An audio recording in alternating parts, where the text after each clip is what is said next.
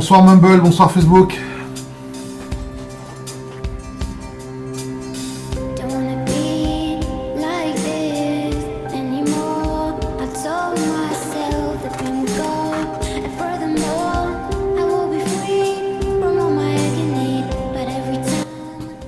Bonsoir Yannick.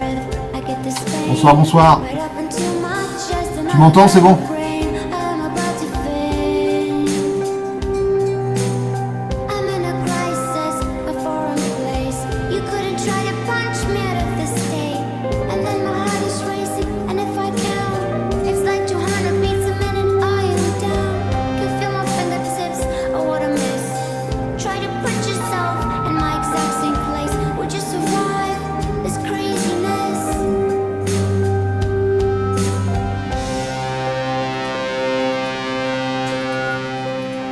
Pourquoi je peux pas augmenter le...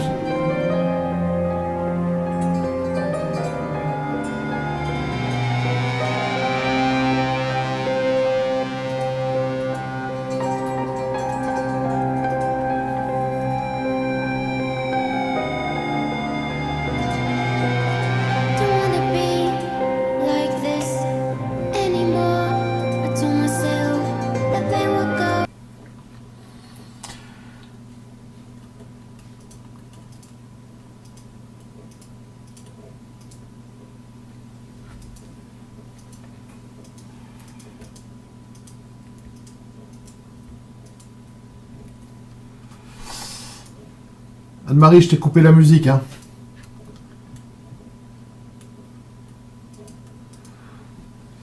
Donc pour Anne-Marie, la prochaine fois, il y aura dans le générique, il y aura une vidéo de petits chats.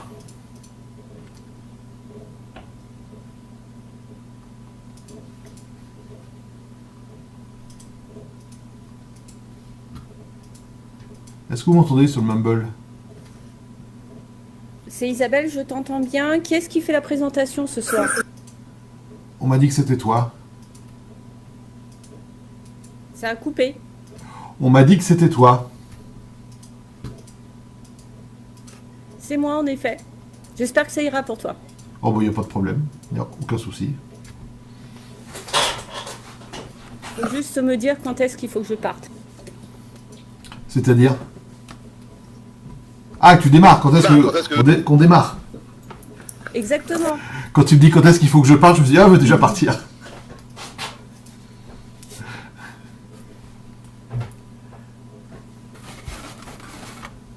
Moi j'y vais? Attends, on va attendre quelques minutes. On va attendre quelques minutes. Parce qu'il y a des gens qui ont pris l'habitude d'arriver à 21h10.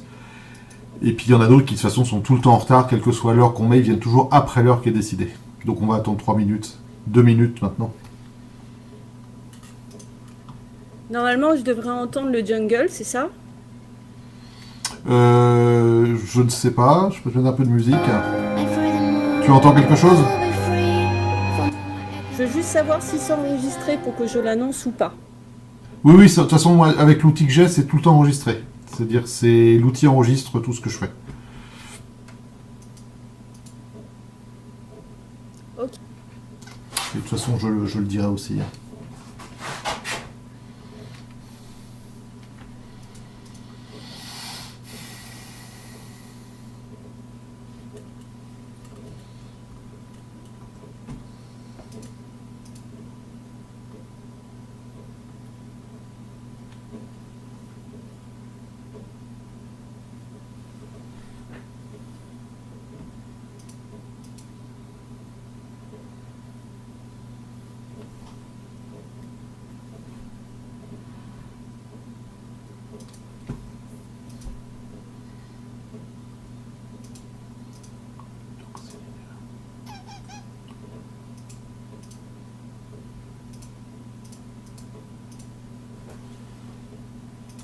Isabelle, tu as les droits pour démuser les micros?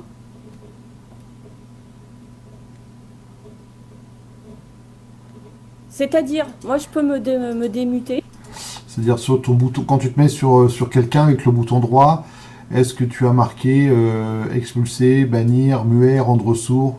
Tu as ça sur ton menu contextuel avec le bouton droit? Il faut que je mette ma souris, attends. Ouais, coucou, j'entends. Hein. Isa, tu les as pas les droits. Je vais te les donner, d'accord? Et comme ça, les gens qui vont arriver dans le salon auront le micro muté et tu pourras, avec un clic droit avec ta souris, clic droit et tu ouvriras le micro. Tu verras, ça apparaîtra. Je te les mets dessus. Merci, d'accord. Comme ça, tout à l'heure, si les gens veulent parler, que tu puisses les aiguiller et leur donner la parole.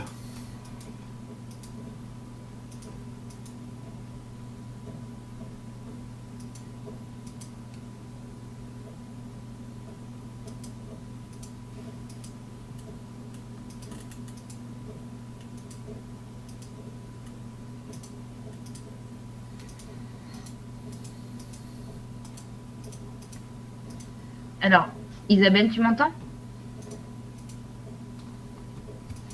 Et tu chercher ça. D'accord. Je mets ma souris, je fais un test. Voilà, essaie de démuter Issa si tu veux. Salut Issa. Salut Olivier, Charlie.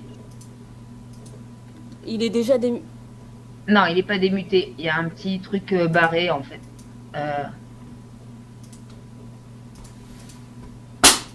Tu fais un clic droit avec ta souris sur le prénom Issa, sur le pseudo Issa, et puis il va t'apparaître muet en fait. Et tu décoches muet en fait. C'est fait, c'est fait. Voilà, super. Par contre, tu le remutes derrière Isa.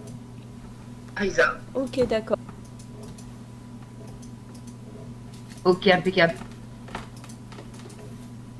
Faut juste que j'y pense à chaque fois. Ah bah quand tu vas leur donner la parole, tu les entendras pas, donc tu pourras pas oublier à mon avis.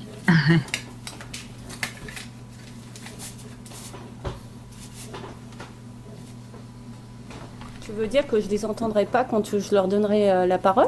Si leur micro est à une croix, tu vois, si la petite bouche a une croix, quand ils parlent, il n'y a pas de son. Donc si tu leur donnes la parole et qu'il n'y a pas de son, c'est qu'ils ne sont pas démutés, tu le verras tout de suite, tu ne pourras pas oublier. Ah oui, d'accord, ok.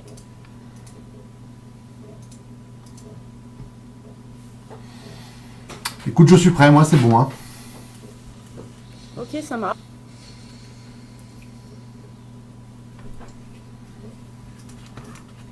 Dis-moi quand est-ce que je pars, si je dois entendre le jingle. Non, vas-y.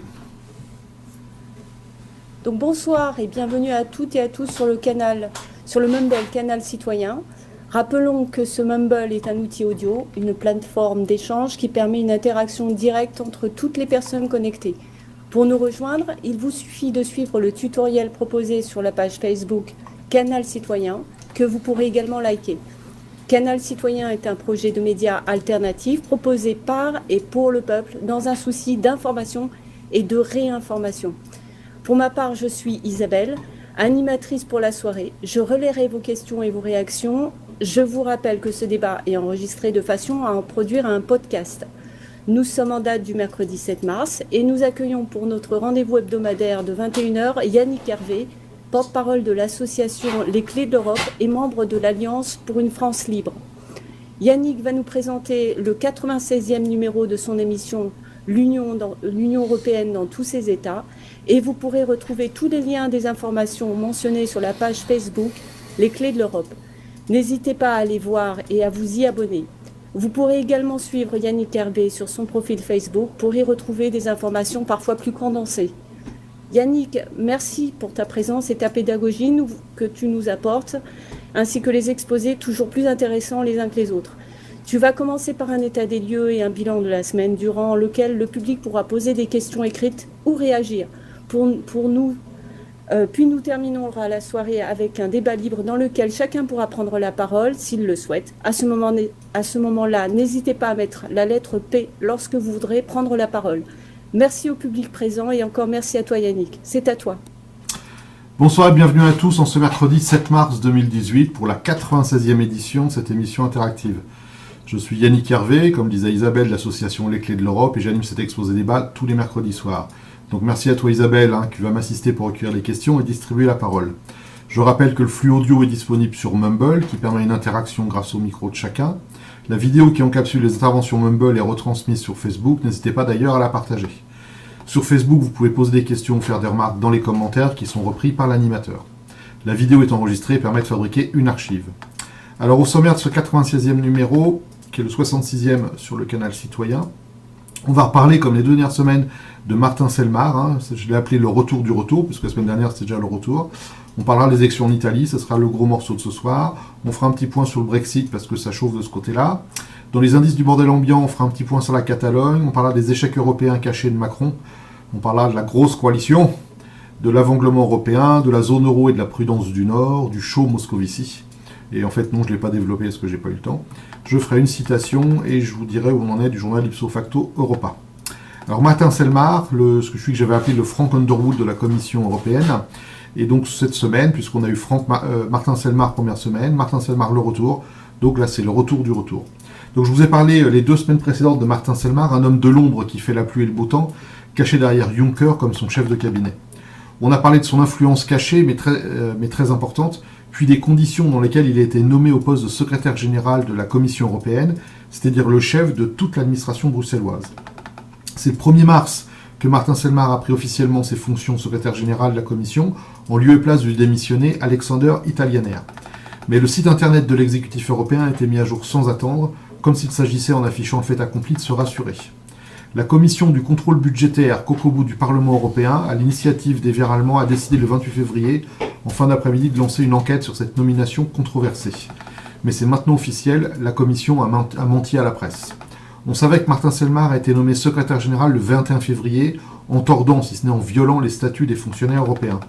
Leur service du porte-parole, SPP, a soit refusé de répondre aux questions des journalistes en affirmant que la procédure avait été suivie religieusement, soit livré des demi-vérités, soit carrément menti. Ainsi, mardi dernier, Alexander Winterstein, le porte-parole adjoint de la Commission, a affirmé qu'il y avait plusieurs candidats au poste de secrétaire général adjoint. Pressé par les journalistes, il a ensuite précisé moins de 4, puis enfin 2. Selon les informations qui ont fuité, il n'y avait effectivement qu'une autre candidate, car il fallait que ce soit une femme pour que l'appel à candidature soit clôturé valablement. Mieux, il s'agissait de Clara Martinez, le bras droit en fait de Selmar. Autant dire qu'il s'agissait d'une candidature bidon, d'autant plus qu'elle a même retiré sa candidature dès l'appel d'offres terminé. Le 5 mars, par un courriel envoyé à quelques journalistes, le service des porte-paroles, le reconnaît désormais officiellement, entre guillemets, je confirme que le second candidat a retiré sa candidature avant la fin de la procédure et qu'il n'est sans doute pas entretenu avec le commissaire Oettinger, donc c'est le commissaire responsable de l'administration.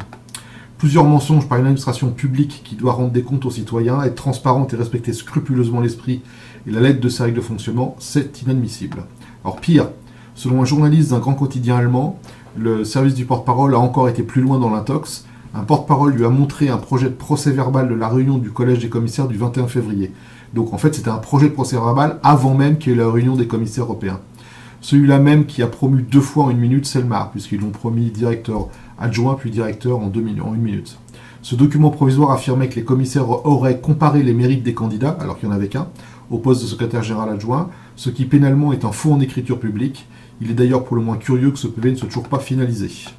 Autre mensonge du service du porte-parole, la semaine dernière, Alexander Winterstein affirmait que c'était Selmar qui avait choisi la procédure longue pour être nommé secrétaire général, c'est-à-dire en passant par la case secrétaire général adjoint. Je vous rappelle qu'il y est resté que quelques secondes, puisqu'il était nommé 2 fois en 1 minute, puisque selon lui, il aurait pu être directement parachuté dans le poste en tant que chef du cabinet depuis 2 ans. Margaritis Schinas, porte-parole de Juncker, a pourtant affirmé que c'est le commissaire Oettinger en charge de l'administration qui a choisi la procédure, ce que tout aussi faux. C'est le 20 février au soir qu'il a découvert que Selmar était candidat lorsqu'il s'est présenté de son bureau pour l'entretien préalable absolument incontournable. On mesure là à quel point le petit groupe de hauts fonctionnaires qui dépendent de Selmar a totalement perdu pied avec la réalité, puisqu'en fait Selmar s'est auto-promu avec la complicité de Juncker à ce poste-là sans respecter aucune des procédures et aucun des concours de la fonction publique. Alors seul le Parlement européen peut ramener à la raison le bateau ivre qui est devenu la Commission européenne. L'AVR, la gauche radicale, les eurosceptiques de l'ECR et désormais les libéraux ont demandé l'inscription du cas Selmar à l'ordre du jour de la session plénière qui aura lieu la semaine prochaine. Donc c'est plus en commission, c'est en session plénière. Les socialistes ont décidé ce mardi soir d'appuyer cette motion. Au sein même du PPE, beaucoup de députés s'étranglent devant l'arrogance et le mépris affiché par Juncker dans cette affaire. Alors je ne sais pas quels sont leurs droits dans cette affaire-là au Parlement européen, mais je pense qu'il va y avoir une motion de censure qui va être votée. Et si les gens sont honnêtes, chose dont je doute fortement, normalement Selmar devrait, et les commissaires incriminés devraient démissionner. Donc c'est une affaire qu'on va suivre. Alors, quelqu'un veut parler de ça 2 secondes, ou vous poser une question, ou faire une remarque avant que j'attaque le gros morceau sur les élections italiennes? Je voudrais juste dire que je n'ai pas les réactions sur Facebook. Tu ne les as pas parce que tu n'es pas connecté, ou tu les as pas parce qu'il n'y en a pas? Parce qu'en fait, je ne les vois pas. Non, il n'y en a pas, Isa. C'est bon. Merci. D'accord. Alors, on va parler des élections en Italie. Donc, vous avez dû suivre ça, en sachant que certaines radios et télé ont minimisé l'histoire. Alors, il y a eu des élections générales en Italie ce week-end. Alors, excusez-moi, j'ai écrit un truc, je ne sais plus pourquoi.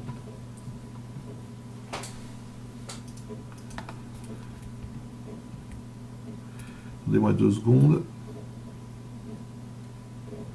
Ah voilà. Donc, en décembre 2016, le projet de réforme constitutionnelle de Matteo Renzi, qui prévoyait de changer le système électoral pour permettre aux partis arrivés en tête aux élections législatives de gouverner, a été repoussé par 59% des électeurs. Donc ça, c'était le référendum qu'avait proposé Renzi, qu'il a perdu. Alors, les parlementaires se sont donc attelés à rédiger un nouveau texte qui empêche l'émergence d'une majorité claire si aucune coalition n'obtient plus de 40% des voix. Donc cette nouvelle loi, nommée Rosatellum du nom de son architecte, le député démocrate Ettore Rosato, a été perçue par les observateurs comme un moyen d'empêcher le mouvement fondé par Beppe Grillo d'accéder au pouvoir.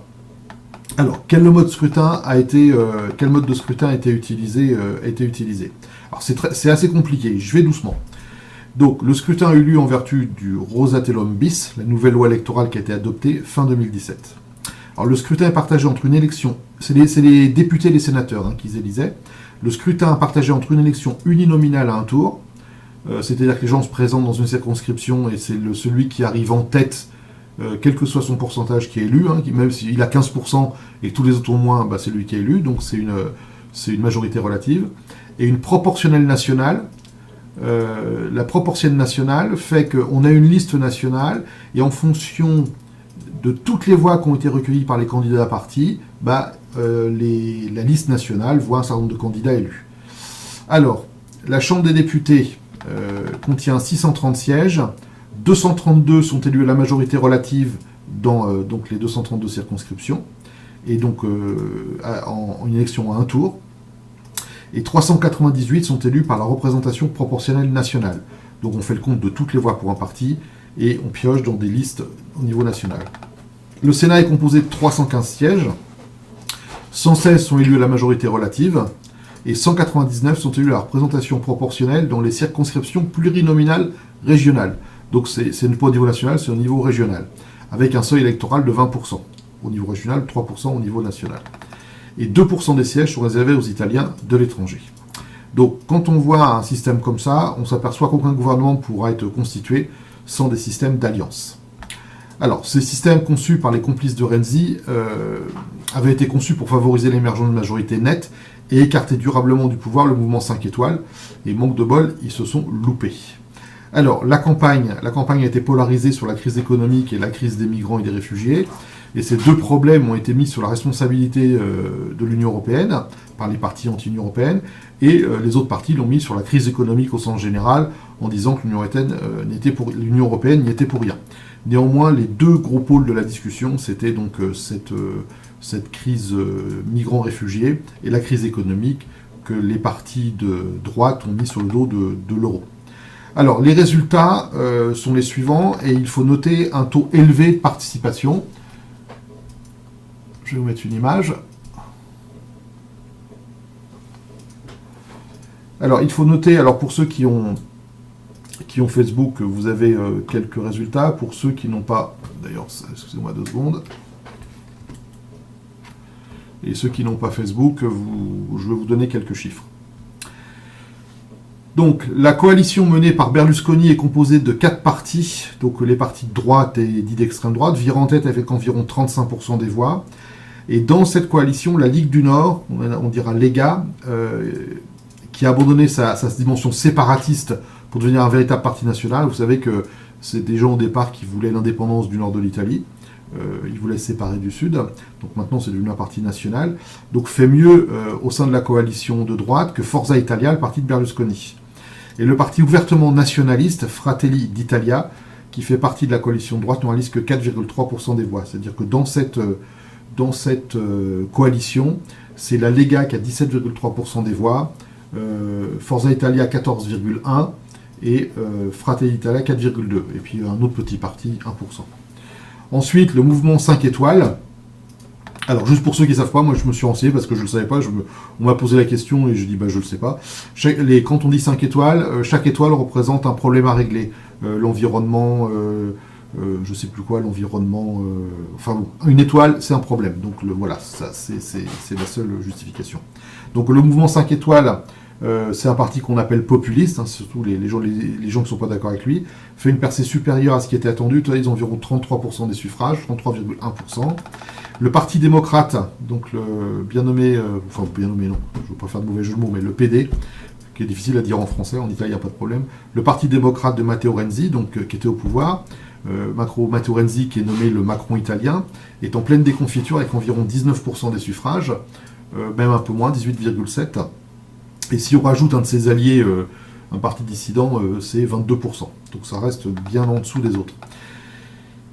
Chose qui est assez réjouissante pour moi, c'est que les partis affichés ouvertement européistes font respectivement 2,6 et 0,8%.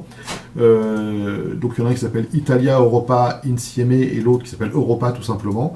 Et bien ils font 2,6 et 0,8 dans l'ordre inverse. Il faut noter d'ailleurs que 68% des électeurs italiens se sont prononcés pour des partis plus ou moins anti-UE, ou critiques ou carrément anti-UE. Et la projection en siège met la coalition de droite largement en tête, autant à l'Assemblée qu'au Sénat. Donc je vous mets une autre image. Alors, je ne sais pas si vous la voyez bien. Je vais peut-être la zoomer.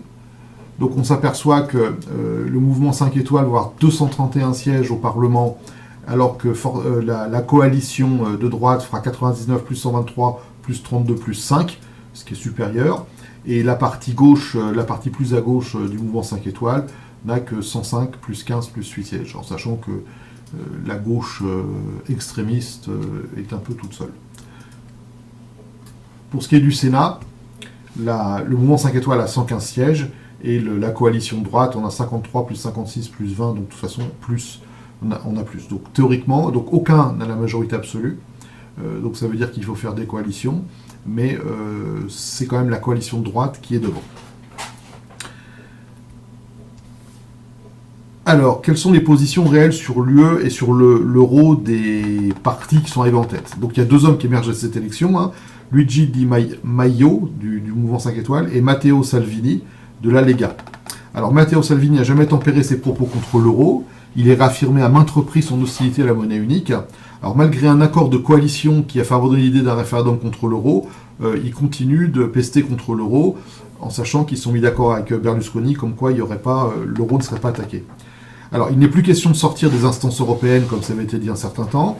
Donc, Salvini déclarait le 22 février dernier, « Après les élections, j'irai à Bruxelles pour demander à mes collègues chefs de gouvernement de réécrire les traités. » Et s'il n'obtient pas satisfaction, il dit « Je ne pourrai pas rester sans rien faire face à une Italie qui reste dernière en termes de croissance. » Il précise qu'il remettrait en cause une partie des versements de Rome à Bruxelles en renégociant, par exemple, la politique agricole commune. Bon, on sait ce qu'il en est de ces méthodes-là. C'est des méthodes qui ne fonctionnent pas, c'est des méthodes, il suffit que la BCE serre les cordons de la bourse et les gens plient les genoux très très vite, et donc les méthodes de menace et de négociation de ce type-là ne fonctionnent pas. Il y a deux choses qui fonctionnent, c'est où on se tait, ou on sort. Donc de toute façon, voilà. Alors le projet économique de Salvini est bel et bien implicitement la sortie de l'euro, même si ils disent qu'ils ne font pas. Donc c'est le projet, un retour à l'Union d'avant le traité de Maastricht. Il dit que ce serait une sortie ordonnée avec quelques alliés comme l'Autriche de Sébastien Kurz, considérant que l'euro fut une erreur. La monnaie unique n'est pas un dogme, elle n'est pas une Bible, elle n'est pas réformable, elle n'est pas irréversible. Alors, faut juste savoir une chose sur ce bonhomme-là, et c'est pas une critique que je fais, mais il faut quand même en être conscient. C'est un monsieur qui est très jeune, qui n'a jamais rien fait de sa vie, qui n'a pas fait d'études, qui a très peu de culture, et son premier job, c'est d'être président de ce mouvement. Donc c'est quand même quelqu'un, s'il n'est pas entouré et s'il n'y a pas derrière une équipe extrêmement puissante, qui risque de se faire marcher sur la tête par les crocodiles européens. Alors, pour Luigi Di Maggio du M5S, c'est bien différent. Il a fait savoir à Macron par une vidéo qu'il n'était pas une menace pour l'UE, mais qu'il resterait ferme sur le traitement de la crise des migrants. C'est-à-dire qu'il y a une petite vidéo qu'il a postée, il dit voilà, monsieur Macron, n'ayez pas peur, en italien, traduite en français, sous-titré en français, qui dit nous ne sommes pas une menace pour l'Union européenne. Donc il n'y a pas plus, on ne peut pas faire pire dans le côté carpette, quoi.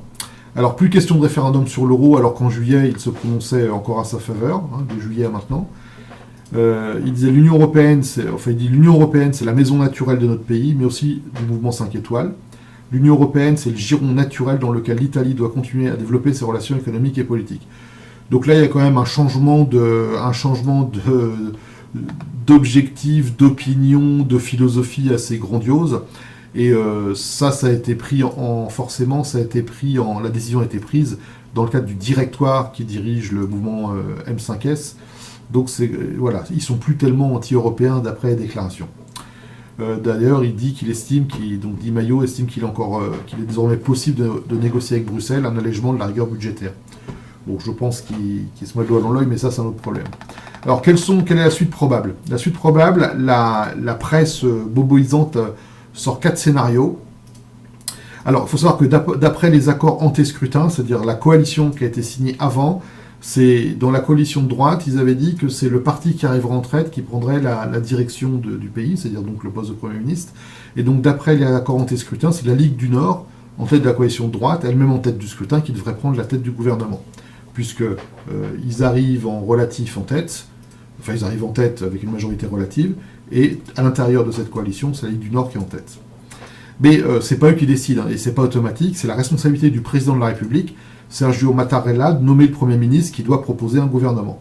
Donc en fait, ainsi, après les élections législatives, le président doit consulter, écouter, évaluer les programmes, les candidats et les projets d'alliance que tous les partis viennent lui proposer. Donc tout le monde peut venir lui proposer son projet, indépendamment des résultats des élections. Et c'est le président qui va nommer quelqu'un en évaluant ses capacités à rassembler une majorité pour faire passer des lois et gérer le pays. Alors voilà les 4 scénarios qui se dégagent dans la presse boboisante. Donc vous allez voir, c'est assez incroyable. Donc scénario numéro 1, donc Sergio Mattarella, le président, pourrait confier la charge à un homme du centre-droit. Centre-droit, c'est le parti de Berlusconi, à condition qu'il trouve un allié. Berlusconi pourrait ainsi s'entendre avec Matteo Renzi, et eux deux, il atteindrait même soit 57% des suffrages. Cette hypothèse mathématiquement possible d'un deal Berlusconi-Renzi apparaît donc infaisable à l'heure actuelle du fait des positions de chacun et de la faiblesse du Parti démocrate suite à la démission de Renzi. Il faut savoir que Renzi a démissionné dès le lendemain, je crois dès le lundi ou peut-être le mardi, je ne sais plus, mais enfin en tout cas il a démissionné de son parti et donc on aurait du mal à confier une responsabilité à Renzi puisqu'il est parti. Scénario numéro 2, Sergio Mattarella confie au mouvement 5 étoiles, donc 32% des suffrages, la charge de former le gouvernement et de mettre sur pied une majorité telle qu'elle lui assure 50% de votes favorables au Parlement, par exemple avec le Parti démocrate de Matteo Renzi, accompagné des dissidents de gauche libres et égaux, qui ont fait 19,2% et qui ont 50 sièges. Alors gros problème cependant, un gros dilemme pour le M5S, il n'a cessé de répéter pendant la campagne qu'il ne s'allierait jamais avec personne et que c'était aux autres de venir s'incliner devant son programme et devant les hommes qu'il a choisis. Si scénario est mathématiquement possible, il est politiquement impensable. Et donc on ne voit pas Matteo Renzi aller s'allier. De toute façon, il a démissionné, mais en tout cas, on ne voit pas les gens de ce parti-là aller s'allier avec, je vous ai dit n'importe quoi, le parti Liberté Égalité, là, c'est 3,2% et 8 sièges. Excusez-moi. Le scénario numéro 3, un gouvernement d'union nationale où tous les partis auraient des représentants en fonction des résultats qu'ils ont obtenus lors de la consultation du 4 mars. Donc cette option semble difficile suite aux différentes prises de position des chefs de file, et puis ça n'aurait strictement aucun sens de mettre dans le même gouvernement des gens de la Ligue du Nord, des gens du M5S, des gens du Parti démocrate, ça n'a aucune chance d'arriver.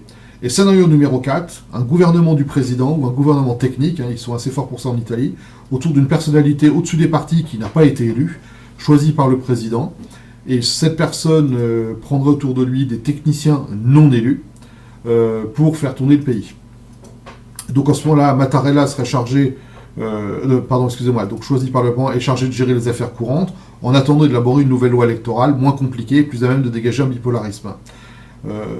Donc ça, c'est la partie, comment dire, l'option qui reviendra à dire, écoutez, on gère le pays, et puis faites-nous une loi avec les députés actuels pour refaire des élections. Donc en fait, c'est une dissolution après vote d'une loi. Donc le Parlement serait chargé d'une seule chose, c'est de faire cette loi-là, et le reste, ce serait des affaires courantes qui seraient gérées par ce gouvernement technicien. Et alors, si vous avez fait les comptes, il y a 4 scénarios, et il n'y en a aucun dans lequel on parle de confier le pouvoir à la coalition de droite qui est en tête de l'élection. Donc scénario X, c'est moi qui le donne, pas envisagé par les chroniqueurs de la presse bien pensante, confier tout simplement le pouvoir au vrai vainqueur de l'élection, c'est-à-dire à la coalition de droite. Alors ce qu'on remarque quand on lit ça, c'est que les démocrates sont souvent en carton quand ils perdent. C'est-à-dire quand ils gagnent, il faut que ça soit la démocratie, mais quand ils perdent et que leur ennemi mortel gagne les élections, il ne faut surtout pas respecter les élections. Vous avez bien remarqué avec les chiffres que la coalition de droite, ça nous fasse plaisir ou pas, c'est pas le problème. On met en place un dispositif et on s'y tient, et donc normalement le pouvoir devait être entre les mains de cette coalition. Et d'après leur accord électoral de la Ligue du Nord. Bon, on verra ce qui se passe, on va se voir. Alors, qu'est-ce qui se passe à Bruxelles ? En fait, les européistes sont très inquiets, mais ils ne veulent pas le montrer. Cette élection arrive après le référendum du Brexit, puis des scrutins en Allemagne qui ne s'est pas très bien passé, en Autriche, en Tchéquie, et bientôt en Suède, où les sondages montrent aussi que les eurosceptiques sont en plein boom.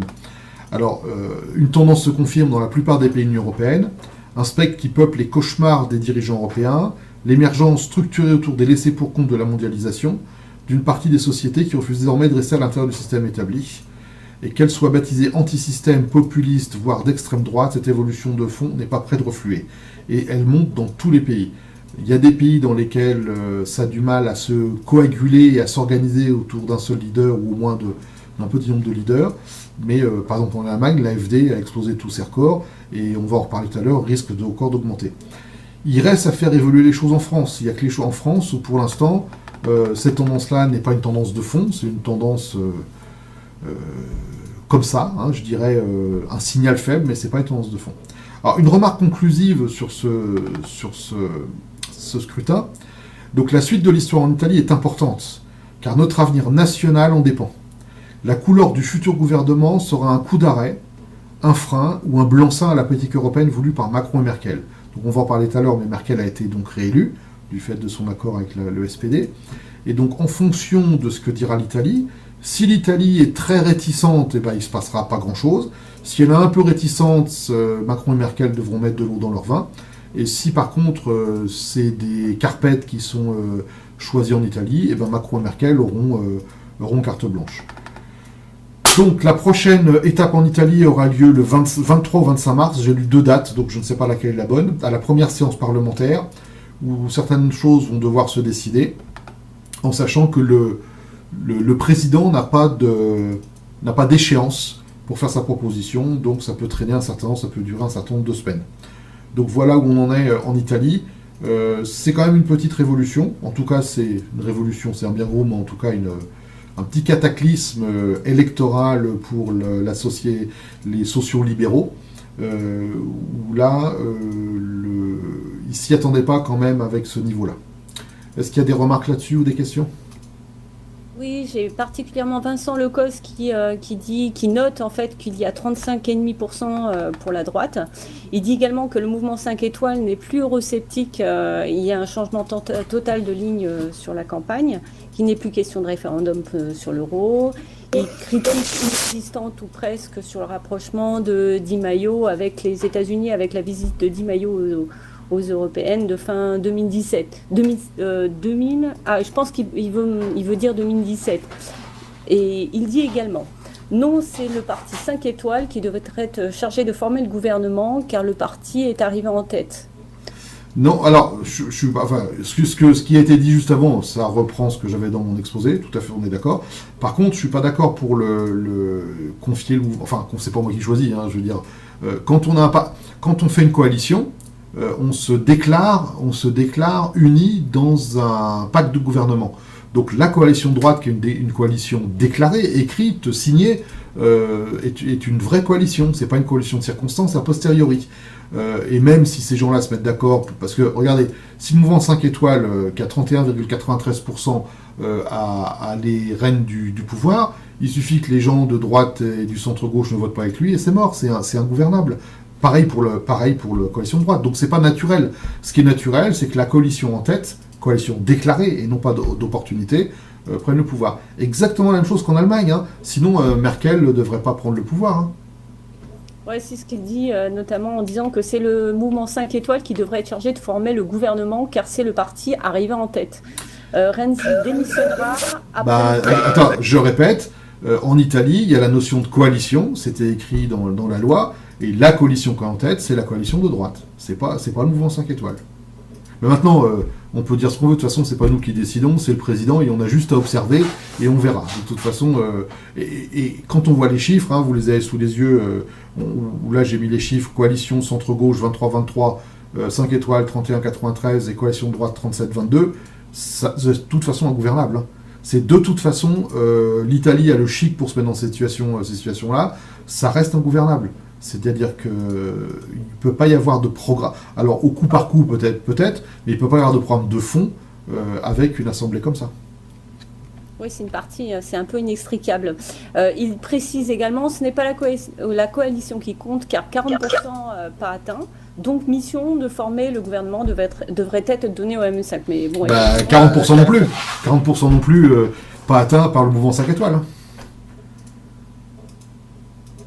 Ouais, je pense que ça va être difficile pour nous. D'un point de vue institutionnel, il y a quand même de grandes chances qu'il y ait une dissolution. Alors, je ne sais pas dans quelles conditions, je n'ai pas étudié ça, dans quelles conditions ça se fait en Italie, qu'il y ait une dissolution ou un gouvernement technique avec une nouvelle loi électorale et qui remettent ça d'ici quelques mois. Parce que là, je les sens très très mal partis, même de souvent pour ne serait-ce que le fonctionnement du pays. Hein. Les gens sont trop différents, Sauf si le Parti démocrate nous fait le coup du SPD et ce mec, le mouvement 5 étoiles. Mais ils se sont tellement insultés ces derniers temps, ils ont été tellement... parce que c'est quand même un mouvement dégagiste, un mouvement 5 étoiles. C'est-à-dire, si c'est un mouvement dégagiste, il ne peut prendre aucun élu du sérail. Sinon, il se contredit. Donc, c'est pour ça que ça va être très compliqué. Oui, tu peux continuer, Yannick. Alors, on va faire un petit point sur le Brexit. Donc, le protocole d'accord fixé début décembre 2017 s'est transformé en 120 pages de documents juridiques écrits par la Commission européenne. Les lignes directrices en sont particulièrement claires. L'UE accède à la demande britannique d'une période de transition, mais celle-ci sera limitée dans le temps et se terminera le 31 décembre 2020, afin de correspondre à la fin du budget pluriannuel actuellement en cours et auquel Londres est tenu de contribuer, Brexit ou pas, mais jusqu'en 2020, pas après. Ensuite, la totalité de l'argumentation européenne s'appliquera à cette période de transition, sans le moindre changement, ceci afin d'éviter toute incertitude juridique. Par conséquent, notamment les ressortissants des 27 qui voudraient s'installer au Royaume-Uni pendant cette période devraient bénéficier du même statut que ceux qui s'y expatrient avant le Brexit. Donc ça veut dire que, en gros, vous avez pour aller vivre en Angleterre jusqu'au 31 décembre 2020, au Royaume-Uni, 31 décembre 2020. Vous auriez, excusez-moi, je prends un conditionnel, c'était pas fait encore. De même, la compétence de la Cour de justice de l'UE à Luxembourg s'impose tant au cours de la période de transition que pour tout conflit d'interprétation par la suite du traité de défaisance. Enfin, seule façon de sortir du casse-tête irlandais, l'Irlande du Nord serait appelée à rester dans l'union douanière de l'UE et à aligner sa réglementation technique et juridique sur celle de l'UE. Je vous rappelle que l'Irlande du Nord, c'est une partie du Royaume-Uni. Hein. Ça fait partie, entre guillemets, du pays du Royaume-Uni. Alors, ce document a été présenté mercredi 28 février par la Commission de Bruxelles. Un texte qui sera discuté par les 27 lors d'un Conseil européen les 22 et 23 mars avant d'être présenté à Londres. Mais il aura fallu à peine plus d'une demi-heure mercredi 28 février au gouvernement britannique pour rejeter avec véhémence la proposition d'accord de divorce préparée par la Commission européenne sur le Brexit. Le contentieux concerne la frontière entre l'Irlande du Nord et la République d'Irlande, essentiellement.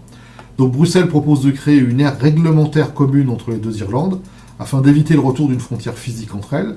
Selon Theresa May, l'intégrité constitutionnelle du Royaume-Uni serait mise en danger par la proposition européenne. Donc cela revient à une annexion de l'Irlande du Nord par l'Union européenne, estime David Jones, un député conservateur, ancien secrétaire d'État au Brexit. Donc cette solution revient à annexer l'Irlande du Nord et quasiment à réunifier l'Irlande, et à couper le Royaume-Uni en deux. C'est-à-dire mettre la frontière, effectivement, dans la mer d'Irlande, donc entre l'île et puis l'Angleterre, l'Angleterre Pays de Galles. Donc c'est complètement illusoire de croire que ce soit faisable.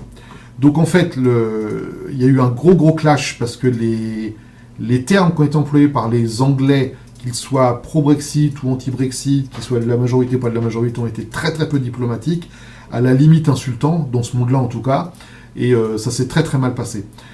Donc d'ici le 22 ou 23 mars, alors que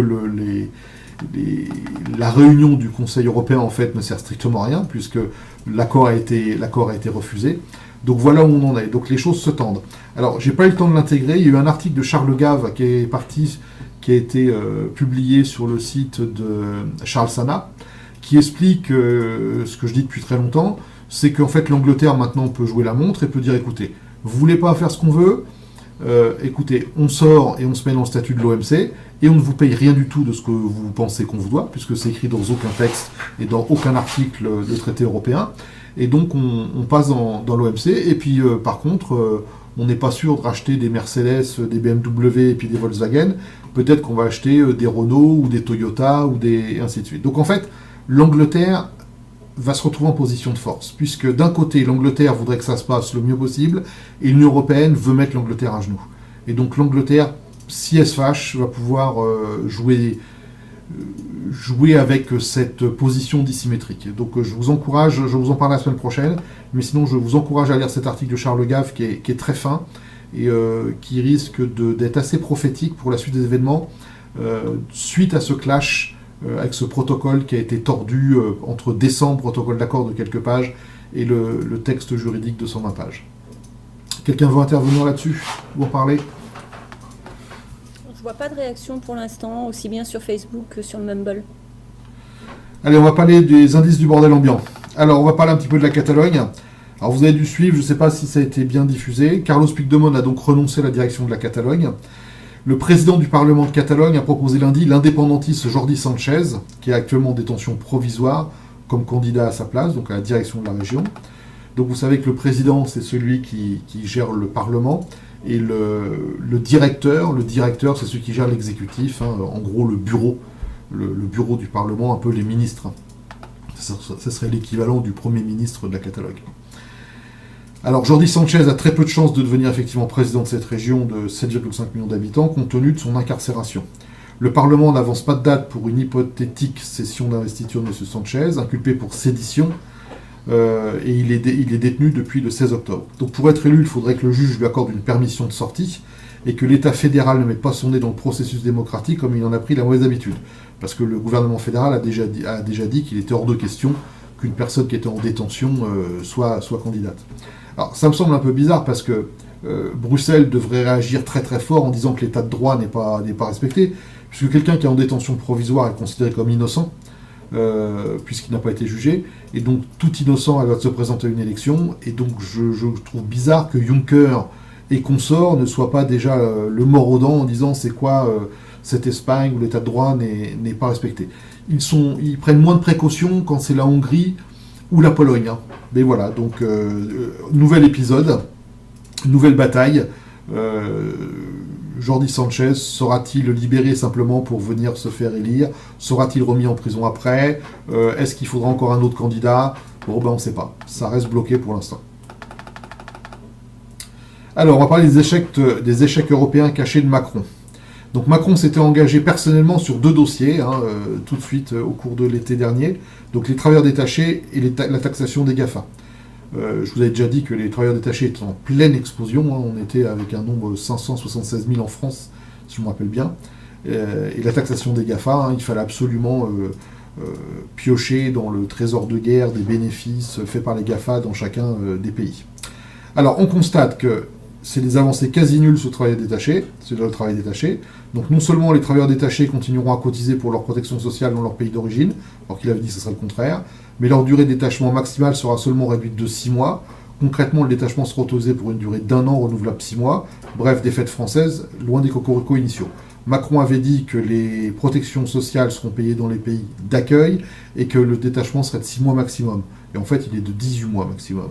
Et comme de toute façon les missions sont moins de 6 mois, donc ça change strictement rien. Il suffit de faire tourner la main d'œuvre ou de repartir 2 mois et de revenir, ça change strictement rien. Et des avancées quasi nulles sur la taxation des GAFA. La France avait aussi multiplié la gesticulation cet automne. Bruno Le Maire avait inventé la taxation sur le chiffre d'affaires réalisé dans un pays différent du siège de l'entreprise. C'est un truc qui n'existe pas, mais il l'avait inventé.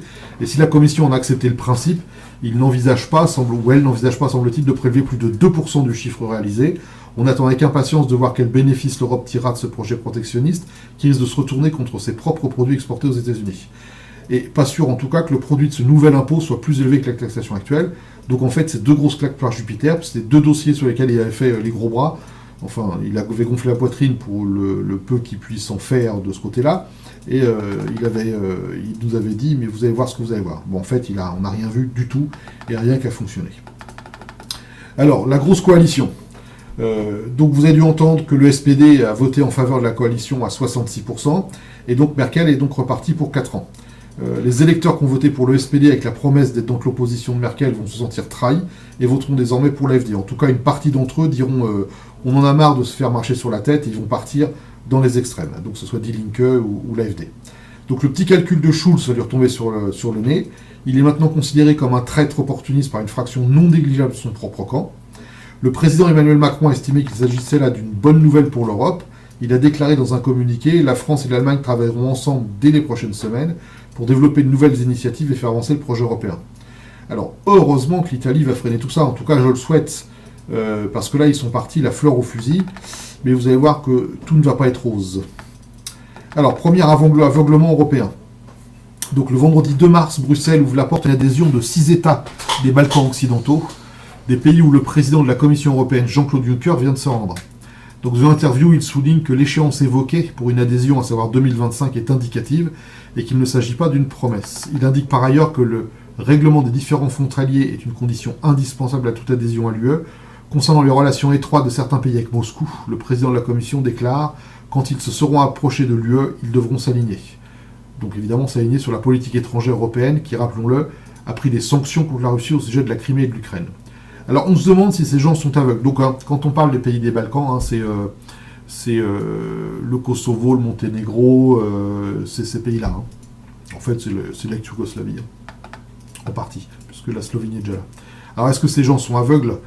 Ne se rendent-ils pas compte que c'est le dernier élargissement qui a lancé le mouvement de désagrégation de l'Union européenne, et c'est depuis qu'on est passé à 28, enfin dans les deux phases successives d'élargissement, que tout part en cacahuète, quoi.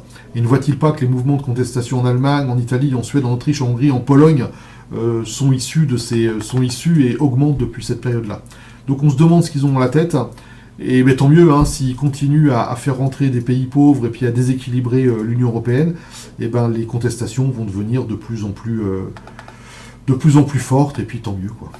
Alors, pour vous dire que Macron et Merkel n'ont peut-être pas gagné la liberté qu'ils pensent avoir ensemble pour réformer l'Union européenne, c'est que dans la zone euro, il y a ce qu'on appelle la prudence du Nord. 8 États du Nord de l'Europe déclarent mardi 6 mars que les réformes de la zone euro doivent porter avant tout sur l'achèvement de l'union bancaire, l'amélioration du respect des règles budgétaires et la mise en place d'un fonds monétaire européen, et qu'il faut remettre à plus tard les plans plus ambitieux. Ça veut dire quoi les plans plus ambitieux ? Ce que propose Macron. L'Estonie, la Lituanie, la Lettonie... Oui, c'est ça. L'Estonie, la Lituanie, la Lettonie, la Finlande, l'Irlande, les Pays-Bas, le Danemark et la Suède, les 2 derniers pays ne faisant pas partie de la zone euro, font référence aux propositions de la France visant à renforcer l'intégration de la zone euro. La France propose notamment un budget commun à la zone euro, un ministère commun des finances. Et ça, ils n'en veulent pas. Le ministre finlandais des Finances, Petteri Orpo, déclare « Il y a des réformes plaisantes comme un ministère des Finances commun, mais elles ne résolvent pas les véritables problèmes. Cela ne sera fait que par des mesures pragmatiques. Il ne faut pas mettre en œuvre des quasi-réformes, mais être honnête et savoir quelles réformes résolvent vraiment les problèmes que nous avons. » Donc le groupe dit être favorable à l'idée de la transformation du mécanisme pour de stabilité MES en un fonds monétaire européen, FME, mais n'est pas d'accord sur la proposition de la Commission européenne qui souhaite qu'il soit supervisé par le Parlement européen.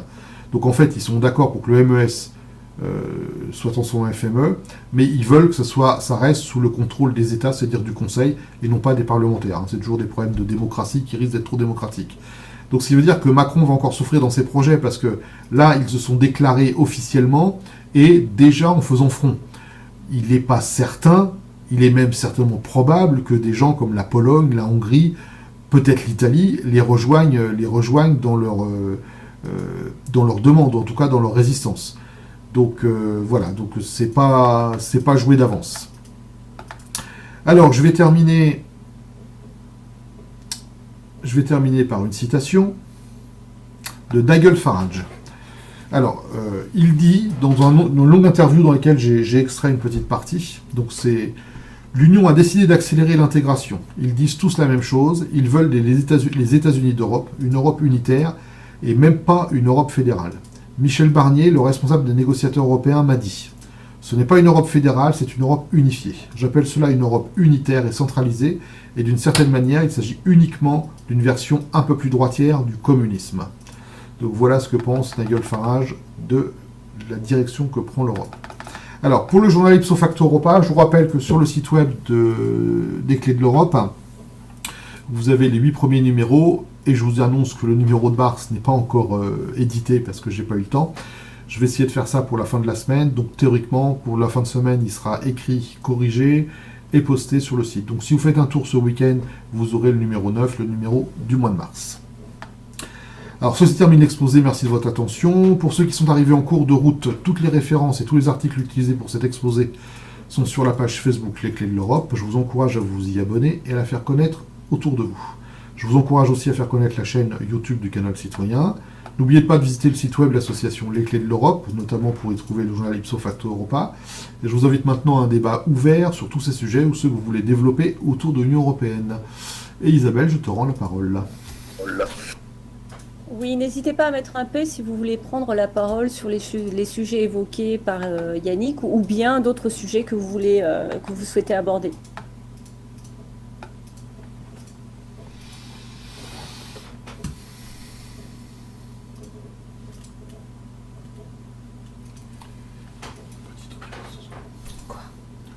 Pour l'instant, j'ai pas de remarques.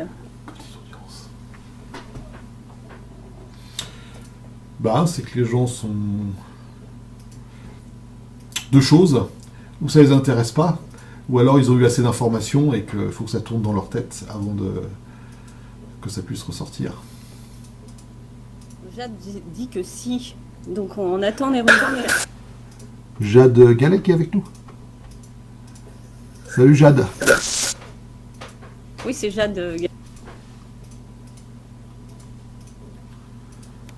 Vas-y Jade, n'hésite pas. Alors, hop là, il fallait la démuter. Jade, tu peux parler, j'ai ouvert ton micro.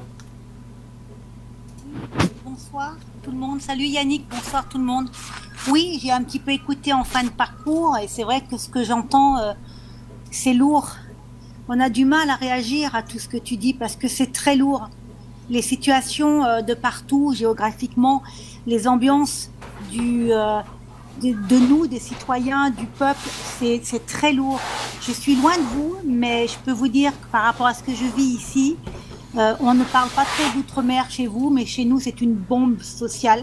On est assis sur une bombe sociale. Je crois que beaucoup sont au courant que j'ai été désactivée définitivement de Facebook afin d'éviter une visibilité de ce qui se passe chez nous. Mais tout ce que tu dis, c'est lourd. En plus, je vais oser dire, Yannick, c'est pas positif, quoi. On est un peu acculé quand tu dis tout ça. On est un peu acculé. On a l'impression d'être dans une prison. Tu vois ce que je veux dire? Oui, je le constate de semaine après semaine. C'est la 96e émission et je trouve que les choses empirent. Donc ça fait plus de 96 semaines parce qu'il y avait des petites pauses. Je pense que le gouffre qu'il y a entre l'intelligentsia, entre guillemets, et le peuple normal se creuse de plus en plus. Les gens qui étaient hors réalité sont encore plus hors réalité. Les histoires d'élargissement de l'UE, de l'élargissement de Merkel, de ministre des Finances, tout ça, mais ça n'a plus aucun sens pour le peuple, le petit peuple. C'est complètement abstrait et inintéressant et inefficace, et on se demande où tout ça va finir, quoi.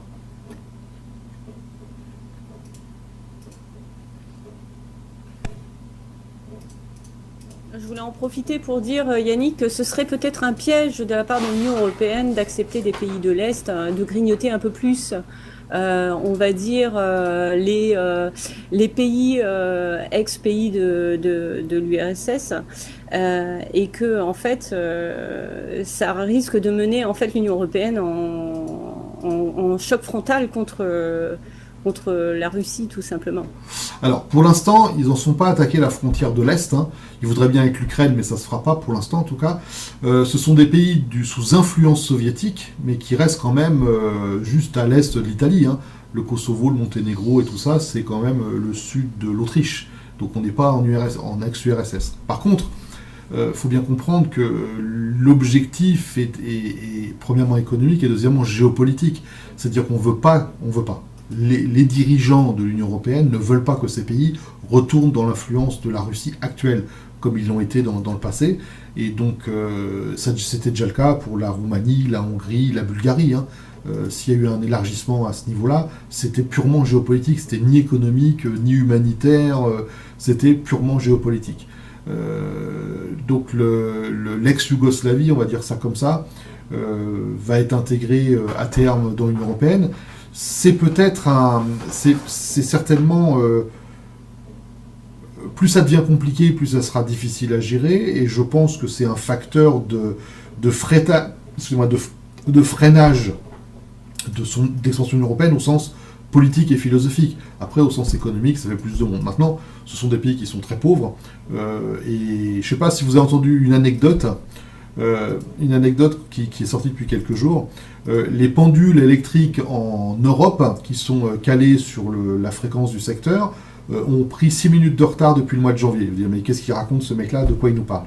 Et en fait, c'est dans le cadre d'interconnexion des pays d'un point de vue énergétique, le Kosovo ne veut pas augmenter sa production, et donc pique du courant sur les pays voisins, et vous savez que tout est interconnecté, et quand un système de production d'énergie doit fournir plus de courant que son point d'équilibre, eh ben, les machines qui doivent fournir freinent, et donc en fait on ne tourne plus à 50 Hz mais à 49,996 Hz, et donc les pendules prennent du retard. Mais d'où vient le problème? Du Kosovo. Et le Kosovo, c'est un des pays qui devrait rentrer à l'Union européenne à terme. Alors, il commence par jouer comme ça, à faire le mendiant en courant. Donc, vous voyez, déjà le problème commence alors qu'ils ne sont même pas dans l'Union européenne.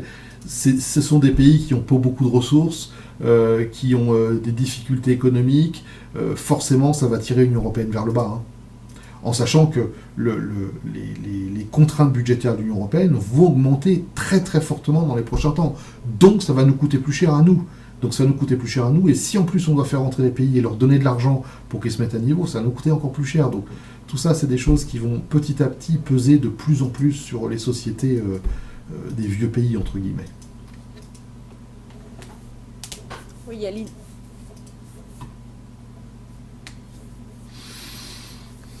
J'ai un petit décalage de son avec Facebook, mais j'ai Lila Bleu qui explique que l'espoir italien se serait envolé, effectivement. Ce serait un espoir supplémentaire concernant des réactions contre l'Union européenne. Enfin, en tout cas, une politique qui serait plus eurosceptique et qui irait un peu plus vers un changement de politique générale au niveau de l'Union européenne. L'Italie est dans un piège maintenant, et c'est un piège qui est en train de se refermer. Faites l'hypothèse que le président ne tienne pas compte du vote protestataire des électeurs et mette au pouvoir une coalition pro-européenne. Les gens vont se radicaliser, puisqu'ils attendaient. On a voté contre l'Europe, on nous met plus d'Europe.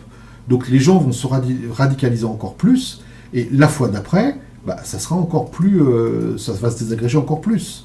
Quitte à ce que les gens aient encore plus aux extrêmes. S'ils mettent quelqu'un qui est contre l'Union européenne, c'est l'Union européenne qui les relations, et le pays va être mis sous tension bancaire, sous tension économique et financière, de telle façon qu'il reste dans le rang. Et donc ça va y avoir encore des tensions, parce que si l'UE se met à punir l'Italie, les Italiens vont encore réagir en tant que latins, vont réagir encore plus. Donc on est parti dans une spirale qui risque d'être sans fin.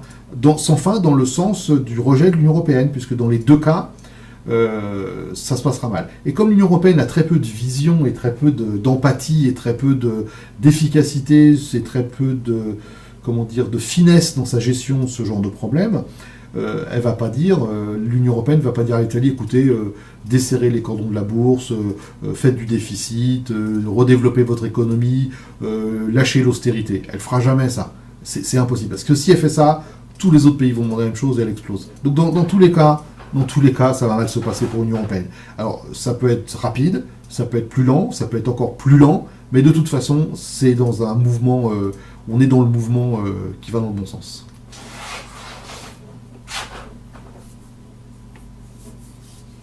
Oui, en effet, ça risque d'être un peu difficile pour l'Union européenne de continuer sa politique, en tout cas sa communication un peu propagandiste via son site de la Commission européenne. Ça va être assez difficile, mais dans le même temps, je me rappelle que Emmanuel Macron avait dit que si les Français votaient, ils seraient à 70% contre l'Union européenne. Donc ça me paraît effectivement assez difficile.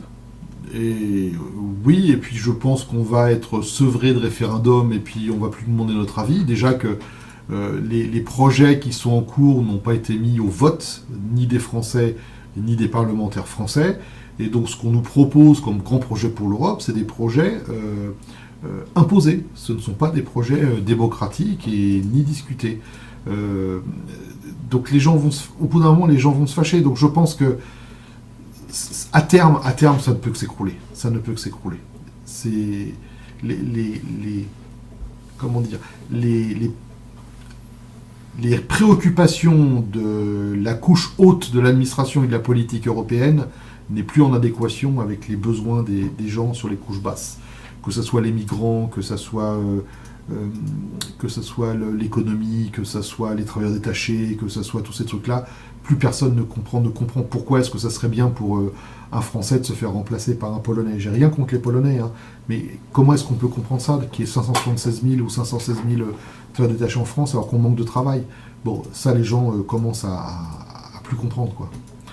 D'autant plus que si la Commission européenne continue à se faire prendre la main dans le pot de confiture, là, à tordre les réglementations, à tricher, à mentir, et ainsi de suite, ça va être de plus en plus difficile. Il faudra un bon petit scandale, là. Hein. Il faudra que le Parlement européen fasse sauter la Commission européenne pour magouille, vice de forme, mensonge, et ainsi de suite. Et puis, voilà, je pense que ça mettrait aussi un peu d'information. De temps en temps, le scandale permet de faire couler de l'information parmi tout le monde. Hein.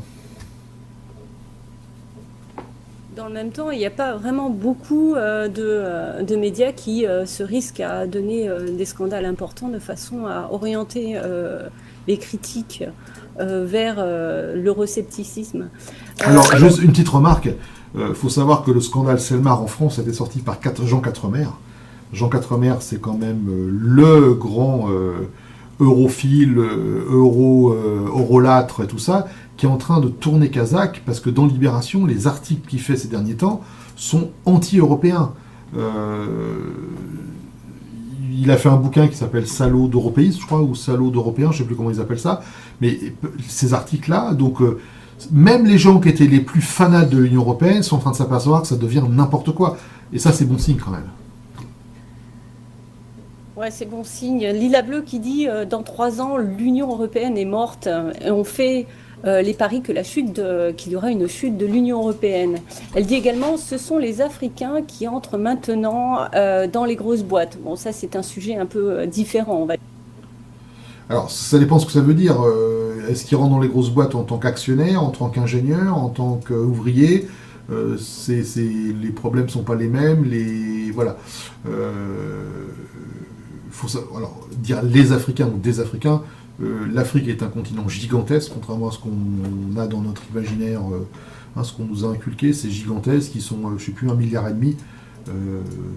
Les problèmes liés à l'Afrique, aux relations entre l'Afrique et l'Europe, au transfert de population, aux compétences, à l'éducation, sont extrêmement vastes, extrêmement vastes. Et en France, on a l'habitude de ne pas trop regarder ça, et de voir encore avec notre éducation, hein, je le reproche à personne, je suis aussi pareil, hein, on voit ça avec les yeux de l'ex-colonisateur, et on s'aperçoit pas, on ne voit pas le potentiel de ce continent. Hein. J'ai plus les chiffres en tête, mais c'est genre la moitié de la population qui a moins de 15 ans. Hein. Faut imaginer ce que ça veut dire. Hein. Alors que nous, on est des pays où la moitié de la population a plus de 60. J'exagère, hein, c'est pas un chiffre officiel. C'est un chiffre de blague, mais vous voyez la tendance, quoi. Lilia Bleu essaye de préciser éventuellement ce que tu veux dire parce que en ce que les Africains veulent rentrer dans les grosses boîtes. Françoise Mauduit qui dit pourquoi si les Français qui ont voté majoritairement contre l'Union ont-ils aujourd'hui un tel comportement alors qu'ils ont la possibilité de s'en sortir? Sont-ils si bêtes? Alors, on en parle souvent, ils sont pas bêtes, hein, ils sont endoctrinés. Le Français moyen n'a jamais entendu dire que l'Europe c'était pas bien au sens constructif du terme. Je veux dire, on lui a toujours fait croire que quand quelqu'un disait que l'Europe c'était pas bien, c'était une mauvaise opinion, une opinion du diable, une opinion de facho, une opinion... voilà. Donc en fait, il n'y a jamais eu de débat là-dessus. Et les gens ne connaissant pas la réalité des choses, sont persuadés que l'Europe leur fait du bien. Donc c'est pas qu'ils sont bêtes, c'est qu'ils n'ont pas l'opinion, ils n'ont pas l'information leur permettant de prendre une décision. Donc voilà. S'en sortir, ils ne pensent pas que les ennuis viennent d'ici. Exemple, en Alsace, en ce moment, vous savez que l'Alsace, il y a quelque temps, a fait un référendum pour grouper les deux départements. C'était un référendum local, là, les départements. Le référendum avait échoué, et donc il restait 2 départements. Suite à ça, il y a eu la loi NOTRe, et la loi NOTRe a fait la grande région Grand Est. Or, les Alsaciens, maintenant, veulent sortir de la région Grand Est et refaire une Alsace avec les 2 départements, même les gens qui étaient contre avant. Et ils voudraient avoir, un peu comme la Corse, hein, avoir une collectivité à statut spécial, ou je sais pas quoi, même s'ils restent dans le Grand Est, mais avoir de l'autonomie.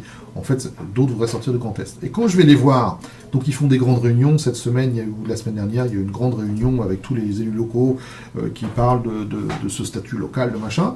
Et quand on leur dit, mais écoutez, votre problème, il vient des demandes de l'Union européenne, ça vient simplement d'une demande de l'Union européenne de simplifier le millefeuille administratif, de faire disparaître les départements, de rassembler les communes, de faire des grandes régions, ainsi de suite, et depuis plusieurs années, c'est rien d'autre, et ben on nous traite de fous. Alors que l'information est écrite, elle est vérifiable, elle est publiée, elle est officielle, elle est sur les sites de la Commission européenne, elle est dans les documents des grandes orientations politiques et économiques, et ben les gens, quand on va aux réunions électorales, nous disent « vous êtes un facho ». Alors que l'Europe, c'est bien. On vous dit, mais c'est l'Europe qui est en train de vous taper sur la tête? Oui, mais l'Europe, c'est bien. Donc, vous vous rendez compte, là, le niveau de déformation de cerveau de ces gens-là? Alors, au sens déformation, parce qu'ils n'ont pas l'information. Hein. Déformation, parce qu'ils n'ont pas l'information. Donc, les gens ne sont pas bêtes, les gens ne sont pas informés. Voilà. Ouais, c'est juste, Yannick. En effet, même sur France Info, les informés, que j'appelle les désinformés, donnent plutôt des informations assez contradictoires et négatives sur les politiques de l'Union européenne, et puis finissent finalement par dire qu'il faut plus d'Europe. Et Lila Bleu qui dit, à juste titre, c'est la programmation, tu veux dire, il y a des panneaux partout, à l'école, au lycée, concernant le financement de l'Union européenne, mais je dirais même plus, c'est aussi l'endoctrinement qui se fait par les manuels scolaires.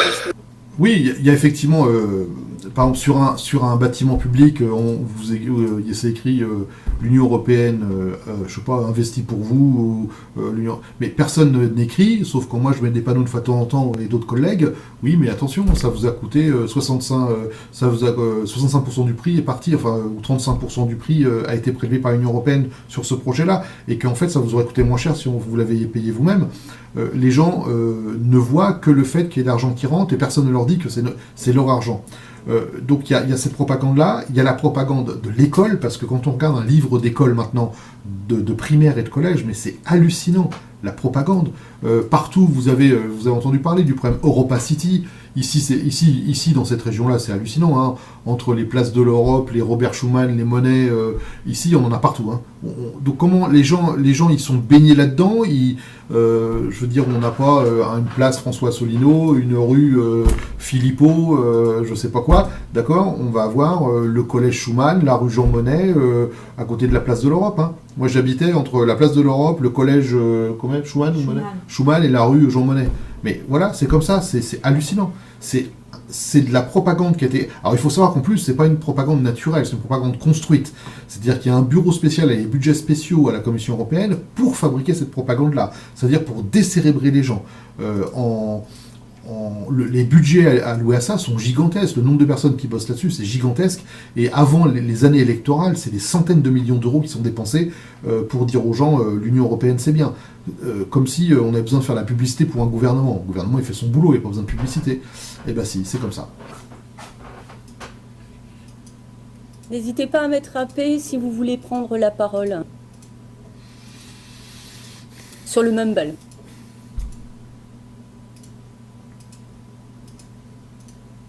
Ok, Jade, je te donne la parole.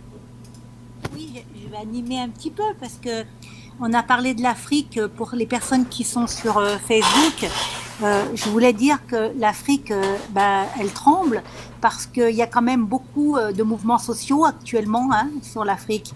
Le franc, l'anti-CFA, là, les mouvements qui sont contre ce franc CFA est en grande augmentation. Donc, il y a des dénonciations au niveau des présidents et tout ça. Et je suis pas étonnée d'entendre dire qu'on essaye de faire rentrer des hommes d'affaires dans l'Europe et tout ça. C'est une façon... c'est une stratégie, je pense, Yannick, je sais pas, c'est peut-être qu'une stratégie de guerre, on va dire, d'affaires pour prendre l'Afrique par l'Europe. Je sais pas. Alors, il faut savoir qu'actuellement, quand on regarde les choses en détail, l'Afrique est en train d'être cannibalisée par la Chine.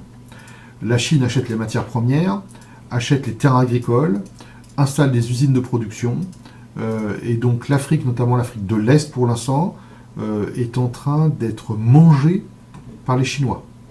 Les Chinois viennent faire des chantiers de grosses infrastructures, des autoroutes, des ponts, des voies de chemin de fer, ne se mélangent pas du tout avec la population, font des villages fermés où ils importent toute leur nourriture, ainsi de suite, et les gens vont juste travailler sur les chantiers. Mais par contre, pour tout ce qui est investissement en Afrique, ce sont les Chinois qui font l'investissement. Donc si l'Europe ne réagit pas, la Chine va agrandir son territoire avec une grande partie, peut-être toute l'Afrique à terme. Donc si l'Europe réagit, c'est certainement aussi en réaction avec ce mouvement-là.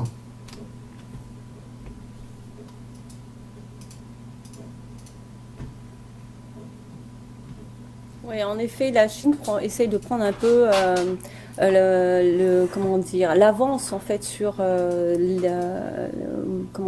bénéfices de son économie depuis plusieurs années, et notamment la vente de ses minerais, le fait qu'elle soit productrice de minerais rares, et donc finalement lui permet de prendre des places prépondérantes au niveau de pays comme l'Afrique. Donc elle veut effectivement prendre de l'avance économique. Et si quelqu'un veut prendre la parole, n'hésitez pas de mettre un P sur le Mumble.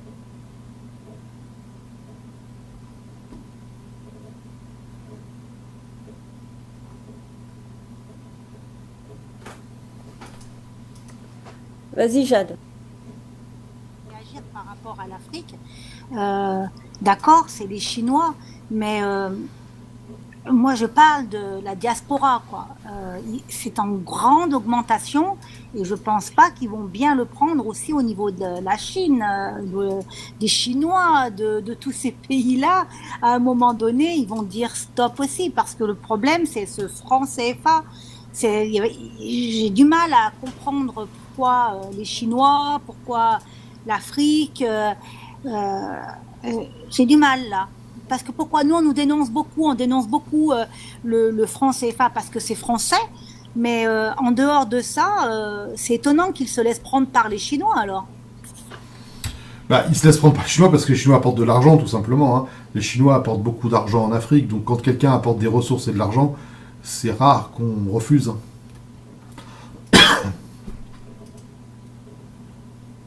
Yannick, j'en profite pour te demander si tu as des nouvelles concernant en fait la menace de la Chine concernant le blocage des importations de la part des États-Unis, si tu en as entendu parler. Autour de l'acier et de l'aluminium ? Oui, tout à fait. Non, c'est encore trop frais parce que déjà c'est qu'une proposition, c'est pas fait. Et puis, il n'y a pas eu de réaction. Enfin, je sais que les gens ont réagi, mais il n'y a pas eu de réaction économique. Il y a eu des réactions diplomatiques. J'ai entendu ça dans la voiture tout à l'heure, sans plus. Il n'y a pas encore eu de réaction économique.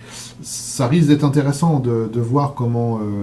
Parce que la Chine exporte. Vous savez que l'Union européenne est un peu gonflée de critiquer Trump là-dessus, parce qu'ils ont fait exactement la même chose l'année dernière. Et Trump l'avait déjà fait, mais que contre les Chinois, donc l'Union européenne n'avait rien dit. Là, ça serait contre aussi l'Union européenne. Et l'Union européenne avait fait la même chose contre les Chinois il y a quelques temps. Alors c'est sûr, c'est pas 25%, mais avait mis des taxes sur les aciers chinois. Tout ça, c'est une guerre, c'est des déclarations, ça risque de pas faire grand-chose. Alors, ça risque de s'écrouler tout doucement, parce que Trump fait une grande annonce, et puis les gens derrière lui vont le calmer, et puis vont faire les choses. Mais l'annonce étant faite, il y a déjà des gens qui ont fait du bénéfice. Hein. Les Chinois n'ont pas réagi d'un point de vue économique, mais de toute façon... et vous savez ce que j'ai entendu, c'est que l'Union européenne veut taxer le beurre de cacahuète comme rétorsion à la taxation de l'acier. Alors le jour où on importera autant de beurre de cacahuète que d'acier exporté, je pense que ça sera compliqué. Mais c'est de la rigolade, hein. Taxer le beurre de cacahuète et puis le bourbon pour contrecarrer les taxes de l'acier, ça fait doucement rigoler. Je suis d'accord, Yannick, qu'il y a quand même que la Chine a quand même une position un peu dominante. Elle détient énormément de devises américaines. Donc... Bien sûr, c'est les premiers acheteurs de dette américaine. Les Chinois ont entre leurs mains l'avenir des États-Unis. Si demain la Chine décide de mettre sur le marché ses obligations américaines, les États-Unis s'écroulent. Mais c'est pas l'intérêt de la Chine. La Chine, ils vendent aux États-Unis. Donc, c'est pas l'intérêt de la Chine de tuer les États-Unis. Leur intérêt, c'est de ne pas être embêtés par les États-Unis, mais que les États-Unis continuent d'acheter. Même à crédit, à la limite, hein, mais au moins qu'ils continuent d'acheter. Donc, la Chine est assez... va être assez confortable là-dessus, puisque il suffit qu'elle ralentisse ses achats de dette américaine, les taux augmentent, et puis les États-Unis se trouvent pas bien assez vite. Donc... non, c'est un jeu de géopolitique d'annonce essentiellement. Dans le cadre des échanges, de l'OMC et tout ça, les États-Unis doivent respecter un certain nombre de choses liées à l'OMC. Bon, voilà, Trump peut faire des grandes phrases, c'est pas demain la veille. Je pense que ça va pas déclarer une guerre ni économique ni réelle dans les prochains temps. Il y a Françoise Maudy qui nous dit l'Éthiopie qui n'a jamais été colonisée est désormais sous l'influence chinoise. Est-ce que tu aurais des choses à nous dire à ce sujet ? Les terres, essentiellement les terres, c'est-à-dire que les Chinois achètent des terres, font des cultures, réexportent les produits et installent de l'élevage. Et effectivement, dans tous les pays pas tous les pays, dans les pays de l'Est de l'Afrique, des pays de l'Est de l'Afrique, les Chinois achètent des terres. Hein. Alors les Africains voient alors d'autant plus que l'argent est détourné souvent par des responsables, ils voient le profit à court terme et ils ne voient pas qu'ils sont en train de se faire spolier. Mais effectivement, beaucoup de terres. Les Chinois n'ont pas assez de terres, donc ils viennent chercher des terres, enfin au sens cultivateur, hein, pas des terres au sens on est de la terre. Des surfaces arables sont louées ou achetées par des Chinois. Ouais.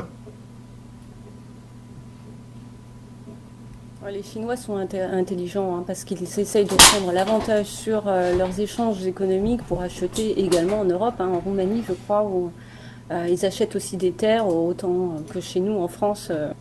Alors, on en parle beaucoup en France parce que ça arrive qu'ils achètent des châteaux, des châteaux au sens du vignoble, mais en fait c'est pas tant que ça. Hein. Si on regarde les surfaces qui sont achetées en Afrique ou ailleurs, les Chinois n'achètent pas tant que ça en France. Hein.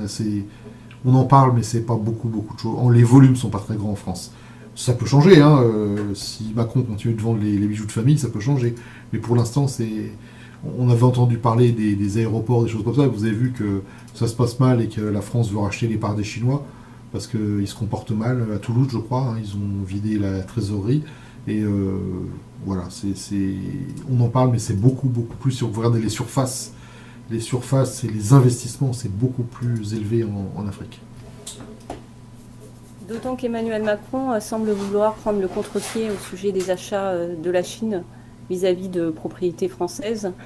Cédric et Enoch qui dit « et du Chablis ». Et oui. Oui, enfin dans différents vignobles, hein, effectivement, mais ça reste... Vous regardez le nombre de transactions dans viticulture, en tout cas dans les vignobles, et il y en a des chinoises, mais il n'y en a pas beaucoup. Mais ça fait les gros titres des journaux, bien sûr. Mais est-ce que Emmanuel Macron a vraiment un poids, alors qu'il est lié aussi au traité de l'Union européenne, au sujet Non, il a pas plus de poids. Il peut faire des annonces, il peut faire des grandes phrases, il peut crier, il peut faire bouger ses bras dans tous les sens. Il a déjà fait plusieurs annonces qui ne sont pas applicables, qui ne seront pas appliquées du fait des traités européens, du fait des traités de libre-échange, du fait des traités... Il a dit qu'il allait donner des aides supplémentaires aux agriculteurs. Ben moi, je vous dis qu'il ne le fera jamais, il n'a pas le droit. Il l'a dit il n'y a pas longtemps au Salon de l'Agriculture, je vais donner des aides supplémentaires. Il peut pas. Il peut pas, premièrement, parce qu'il n'a pas l'argent pour le faire, et deuxièmement, les traités européens disent que l'agriculture, c'est l'Europe, c'est plus la France.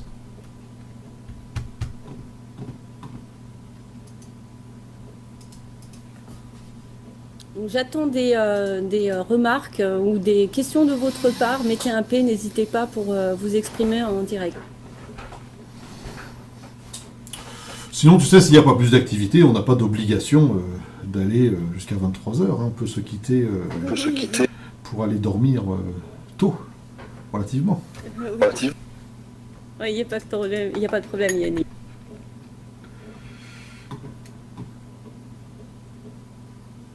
On fait ça ? Ok. Bah écoutez, merci à tous d'être venus ce soir. Donc, on s'approche petit à petit de la 100e émission. Je vais essayer de réfléchir à un truc spécial pour la 100e édition. Comme je dis à chaque fois, l'important c'est d'informer autour de vous et de faire que cette information se diffuse comme une tache d'huile et aille de proche en proche auprès du plus de monde possible pour que les gens comprennent ce qui se passe, comprennent les tenants et les aboutissants. Utilisez pour ça le document Ipso Facto Europa qui est fait pour ça et diffusez-le sous forme papier le plus possible. Sur ce, je vous dis merci, je vous dis à la semaine prochaine, je vous dis à bientôt déjà, mais surtout à la semaine prochaine. Et sinon, à vous croiser sur les réseaux sociaux. Enfin, moi, j'en pratique qu'un seul, Facebook. Les autres, pour moi, c'est trop compliqué et ça prend trop de temps. Merci beaucoup, à bientôt, salut! Merci à vous, bonne soirée, merci Yannick. C'est trop compliqué. Difficile, technique, hein.